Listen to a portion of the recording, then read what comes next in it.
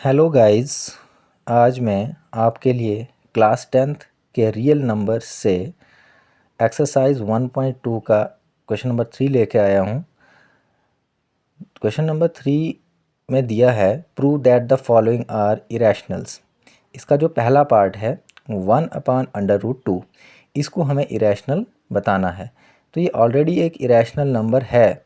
तो एक irrational number को ऑलरेडी अगर आपने दिया हुआ है और इसको इरेशनल बताना है तो इसके लिए हमें इसके कॉन्ट्रेरी, इसके अपोजिट इसको जो है लेट करना पड़ेगा। तो लेट करने के बाद हमें पता चलेगा कि जो हम एज्यूम करेंगे क्या वो सही है या नहीं। तो लेट अस एज्यूम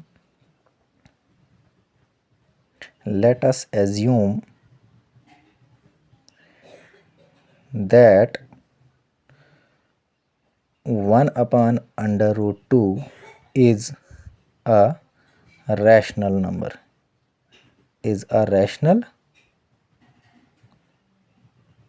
number, ठीक है। तो अब हम ये जानते हैं कि रैशनल नंबर किसकी फॉर्म में होते हैं, P/Q की फॉर्म में, या A/B की फॉर्म में भी हम उनको लिख सकते हैं। तो इसीलिए मैं इसको लिखूँगा 1/√2 इज़ इक्वल टू A/B। अब A/B क्या है? एक रैशनल फॉर्म है, क्योंकि मैंने यहाँ पे लेट कर दिया है इसको। तो A and B are co-prime numbers. Co-prime numbers वो होते हैं जिनका 1 के अलावा कोई और कॉमन फैक्टर ना हो। तो देखो, जो हमारे पास यहाँ पे सिचुएशन बनी है इसको हम फर्दर जो है सॉल्व करेंगे। तो इक्वल टू है, दो फ्रैक्शंस हैं हमारे पास, 1/√2 इक्वल टू A/B। अब इसको क्रॉस मल्टीप्लाई करूँगा मैं, ठीक है। क्रॉस मल्टीप्लिकेशन की हेल्प से B/1 करूँगा तो मेरे पास B आएगा। √2 A करूँगा तो मेरे पास क्या आ जाएगा?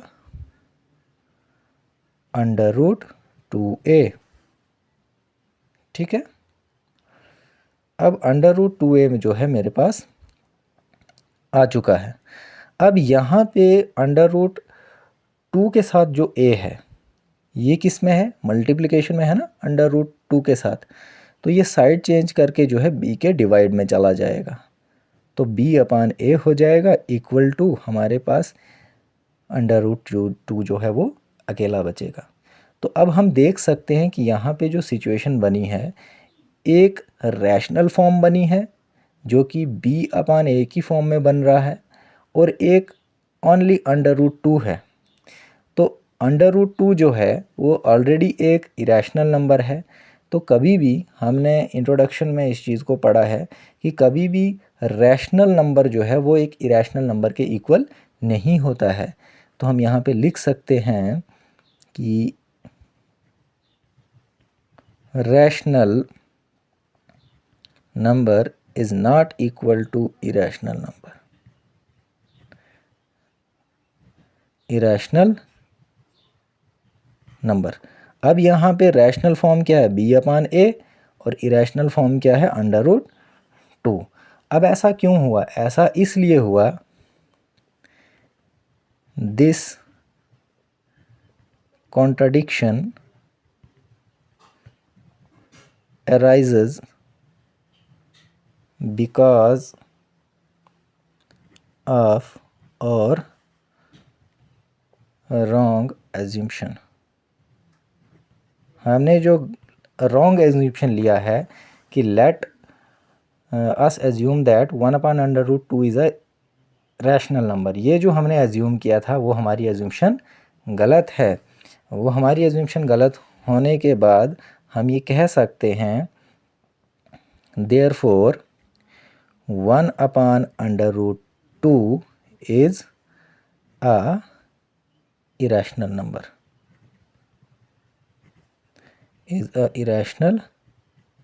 नंबर, ठीक है। अब इसके आगे जो नेक्स्ट पार्ट है, पार्ट नंबर 2, ये है 7/5। इसको भी मैं एज्यूम करता हूँ, let us assume 7 under root 5 is a rational number. Rational number. तो हमें पता है कि भाई 7 अंडर रूट 5 जो है वो किसके इक्वल हो जाएगा, अगर ये रैशनल नंबर हमने माना है तो a अपान b के इक्वल हो जाएगा। यहाँ पे 7 जो है अंडर रूट 5 के साथ मल्टीप्लिकेशन में है, साइड चेंज करके ये डिवाइड में चला जाएगा, तो a अपान b, सॉरी यहाँ पे a अपान b, और ये जो 7 है ये इसके साथ में डिवाइड में मल्टीप्लाई हो जाएगा। मल्टीप्लाई होने के बाद ये हमारे पास जो सिचुएशन बनेगी, तो ये सिचुएशन है यहाँ पे under root 5 is equal to a upon 7b, which is under root 7 जो है ये इरेशनल नंबर है, मैं i लिख रहा हूँ, इज़ नॉट इक्वल टू, ये रैशनल फॉर्म बन रहा है r, यानी कि irrational number is not equal to rational number. तो ये चीज़ से हम कर सकते हैं, कह सकते हैं कि हमारा जो एज्यूम्शन है वो गलत था। Therefore our assumption is wrong and 7 under root 5 is a irrational number, irrational number.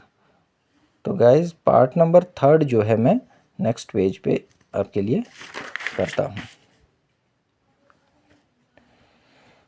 Part number 3 जो है इसमें हमारे पास क्वेश्चन दिया हुआ है 6 plus under root 2, 6 plus under root 2।